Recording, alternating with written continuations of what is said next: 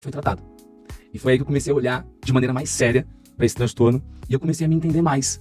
E eu comecei a entender que eu precisava de tomar um medicamento, de fazer psicoterapia, de mudar completamente o meu estilo de vida, que ele é um transtorno que ele faz com que todos os nossos sonhos e nossos projetos, eles não, se você não tiver o cuidado de entendê-lo, eles não se realizam. Porque o TDAH, ele é um transtorno, agora explicando da forma biológica, né? Ele é um transtorno de um neurodesenvolvimento, que ele é hereditário, ele é genético, né? E Eu sabia. ele é neurobiológico, hereditário e genético. Por exemplo, se um dos pais tiver TDAH, a chance que os filhos tenham, ela aumenta em 8 vezes. Uau. Tá? E ele é um transtorno, é por isso que é muito engraçado e muito interessante, que às vezes quando você vai ver um pai que vai levar o filho no consultório, aí começa, meu filho é isso e tal. Aí o médico começa a falar e fazer as perguntas para chegar no diagnóstico, que é um diagnóstico clínico, e aí tu olha pro pai, o pai começa assim, ó, descer da carteira. Por quê? Porque ele começa a se identificar com tudo que o médico, o psicólogo, tá passando pro filho, porque ele é um transtorno, né, que é genético e é hereditário, acontece nos genes. A gente tem um gene dopa, agora eu não lembro exatamente qual que existe uma falha nele na transmissão do neurotransmissor, que é a dopamina. Então o que acontece, Caio? A gente, no TDAH, a gente tem um cérebro que produz de maneira desregulada um neurotransmissor chamado dopamina, tá? Que é um neurotransmissor responsável, não por eu tomei essa água aqui, foi bom, né? A galera confunde muito dopamina com ser o neurotransmissor de quando você ganha algo, do prazer. A grande questão da dopamina é ela te colocar em movimento para você buscar as coisas. Essa que é a grande treta. Então a treta do TDAH é sobre ele conseguir entrar em movimento para fazer aquilo que ele sabe fazer. E além disso, nós temos essa parte aqui no cérebro, que é o córtex pré-frontal, que a gente tem uma menor atividade.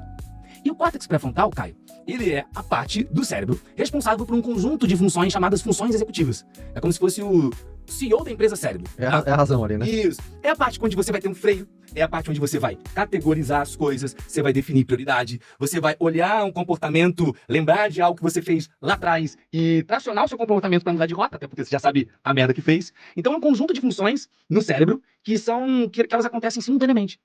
Aí que é a nossa treta. A gente não consegue orquestrar todas essas funções de maneira eficaz, igual às outras pessoas. Então o TDAH, ele sabe o que tem que fazer, ele sabe como fazer, ele sabe tudo. Igual uma criança, igual um cara que trabalha com você, do mesmo jeito. A treta do TDAH não é que muita gente acha que é burro, né? Que eu não aprendo. Não é que você não aprende. É que a treta do TDAH é você colocar em prática aquilo que você aprendeu. Sabe qual que é a treta, cara? Que você olha pro lado e fala, mas não é possível, eu já te falei tantas vezes. O cara olha e fala, eu já errei isso aqui tantas vezes. A gente só lembra daquilo que a gente errou quando a gente tá errando de novo. A gente nunca lembra antes do erro. Então ele vive nesse ciclo, cara. Que é um ciclo que parece inofensivo. Mas vamos pensar aqui, Caio. Poxa vida, pra você montar tudo que você construiu na tua vida. Tudo que você construiu na tua vida, a gente precisa o quê, né? Você fala isso, inclusive, no seu livro. A gente precisa modelar o nosso comportamento. Pra eu conseguir performar, né? Pra eu conseguir persistir em algo até o final, eu preciso de 3 elementos. Comportamento, motivação e visão de futuro. Se eu não tenho comportamentos adequados, motivação para tal, e não tenho uma visão de futuro sobre o que eu quero, não tem como eu persistir em algo. Vou persistir no quê? Se eu não tenho nem visão de futuro sobre aquilo. E aqui que é a treta do TDAH. Porque olha só, vamos pensar comportamento, tá? Primeira treta da performance, né? Da persistência. Né? Eu gosto de falar que o TDAH, Caio, tem 3 falhas. A primeira é a falha no controle inibitório. O controle? Controle inibitório. Seria? Que é uma função executiva do cérebro.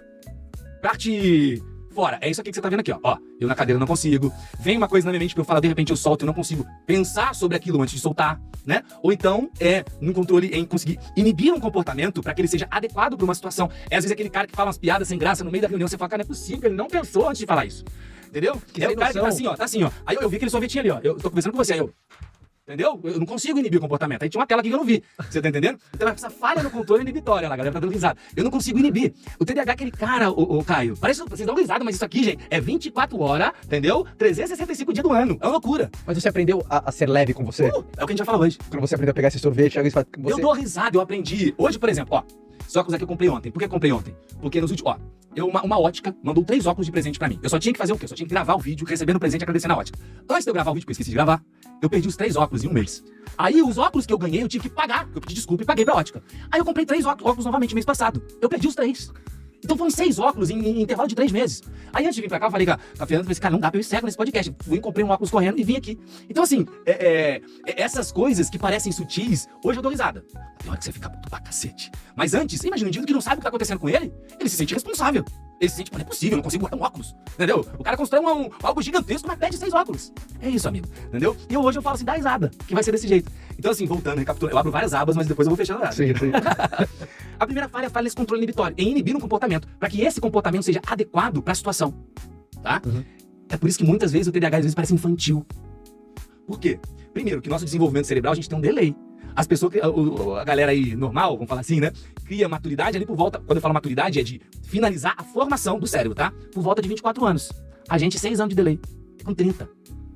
Entendeu? E aí quando você começa a olhar isso na adolescência, na fase adulta, é real, aquele indivíduo é mais imaturo que os outros. É real, é biológico. Não é porque ele é trouxão ou alguma coisa assim que o pessoal fica falando, não, é porque ele realmente, o nível de maturidade dele tem um delay ali. Então, para começar isso. Então, o TDAH ele tem atrasos. Mas quando eu falo atrasos, não é de retardamento, vejam só. É atrasos no nível de desenvolvimento. Eu, Caio, passo pelas mesmas fases de desenvolvimento que você, só que eu passo com esse atraso. Então você vai passar pelas fases de desenvolvimento, eu vou passando por elas 6 anos depois. E existem níveis? Por exemplo, tem o nível 1, nível 2, então não tem esse Existe, eu não gosto de falar níveis. Não tem, não é nem Inclusive, níveis. eu não gosto dessa definição que existe 3 tipos de TDAH. Existe TDAH, pô. É TDAH, cacete. Entendeu? Você pode ter uma hiperatividade maior, você pode ter uma desatenção maior, mas o TDAH, ele não. A treta do TDAH não é sobre ser hiperativo, não é sobre ser desatento. Então não adianta eu querer separar TDAH por isso. Não, não. É TDAH.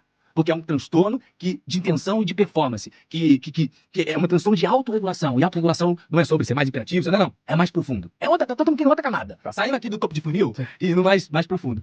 Então a primeira falha é essa falha no controle inibitório. A segunda falha, eu quero voltar para aquilo que a gente estava falando, essa falha da persistência. Porque essa falha, ela corrói a gente. Que é o que eu te falei, o que você precisa para persistir buscando, vamos nesse podcast aqui. Eu preciso, né, de comportamento, gravar todos os dias, chamar as pessoas que vão vir, comportamento. Consistência. Isso, que tá ligado ao comportamento. Segundo, eu preciso de motivação. Ou seja, se você não tiver motivado, não adianta ficar falando de motivação como se fosse algo que é só você ter. Não, meu irmão. Não é só ter, não. Motivação não cai do céu. Motivação, além de ser neurobiológico, tá? Se você não tiver toda uma estrutura, você não vai ter e não vai fazer. Não é porque você é vagabundo e preguiçoso, não. Entendeu? E a motivação, ela tá ligada a esse neurotransmissor que é a dopamina. O que eu falei? A gente tem uma produção desregulada disso. Ou seja, o TDAH, ele vai produzir muita dopamina às vezes por coisas que trazem estímulos muito rápidos. Mas coisas que demoram um tempo, ficar sentado estudando 3 horas, meu Deus do céu, não tem nenhum estímulo. Não tem nenhuma letra saltando, não tem nenhum neon passando, não tem nenhuma, né? Agora, esse menino só gosta de videogame. É lógico, a cada 3 segundos ele tem um estímulo novo. Tá liberando dopamina. É por isso que ele vai ficar 3 horas lá. E aí entra uma treta. A gente tem uma percepção de tempo alterada também. Por isso que eu fiquei 3 horas e meia em outros podcasts aí, e você vai ter que me avisar pra terminar aqui 1 hora, porque eu tô empolgado pra cacete aqui. Então, pra mim, querido, só passou 5 minutos. Você tá entendendo? Ah, entendi. Então, quando tem essa explosão de dopamina, você tem uma percepção de tempo menor daquele momento. Eu nem percebo que fiquei 3 horas aqui, 12 horas, entendeu? Eu vou no flow. Vai embora. Agora, 5 minutos lendo um negócio chato, eu falo, tô há 4 horas aqui, esse negócio não acaba. Entendeu? E aí isso tá ligado ao quê? A motivação. A gente tem essa treta. Aí a treta do comportamento... A tua motivação é mais sensível. A nossa motivação, ela tá muito ligada àquilo que realmente nos interessa. Aquilo que move. Assim, ou interessa, ou não te interessa pouco, não, nem não meio tem interessa. Não. Ou é um ou não é. Entendeu? E a gente tem que começar a brincar. A gente tem que brincar com esses picos, né? Por isso que quando se eu comecei num projeto, eu não parei, me deixar. Não vai respirar e tomar. Não, deixa ele lá. Deixa lá. Por quê?